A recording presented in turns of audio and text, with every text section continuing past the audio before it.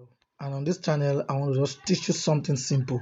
Of course, most time people do make this mistake in trading, and of the time, I don't really know what some technical analysts are teaching those people when it has to do with trading.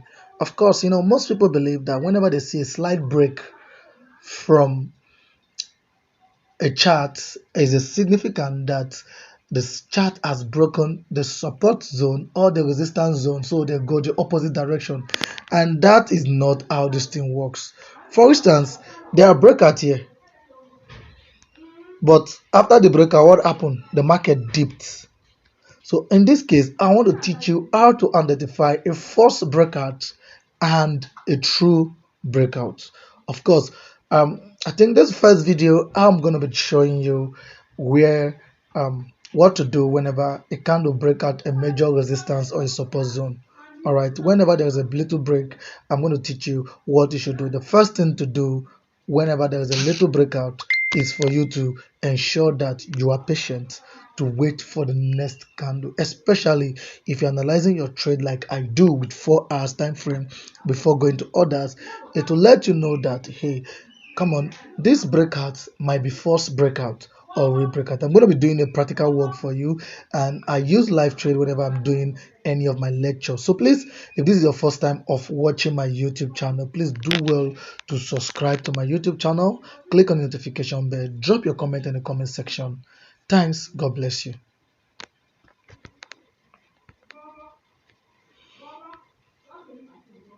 Now look at this. Look at this. There is a breakout here. Now this breakout here shows that, hey, it has broken the major support zone, and the candle is still supposed to go down because there's a breakout, but something happened. There's a reversal. That is where patience needs to come in. Whenever a candle breaks a support zone, whether major or not, but breaks a support zone, that does not give you the go ahead to show the market that the candle has already broken support zone. No, it's just telling you that, hey, there is more pressure. For instance, if it's at the support zone, there's more pressure on the buying side. So on the selling side, rather, the sellers are having more pressure. So the thing went back. But this is market, is a fight, is a competition. So the buyer may likely have the market, may likely have the day back. So they'll likely just buy back and something happens. So for that reason, you have to be patient until you understand the people that have the day. So the first thing to do is to wait for the market to close. Look at what happened here. Yeah, there is a breakout here. There is a breakout here. And after the first candle, the second candle confirmed that the market was supposed to long. Now, after the end of this second candle, you are supposed to enter the market, but the market came down again and showed back. But what happened? It went up. It takes days to went up. That is to go up. That is to tell you the importance of patience. Did you get? So that is it. That is it. Look at this. Now, I've just showed you one on the support zone. This is from the support zone. Now from the resistance zone, which is here, similar thing happens.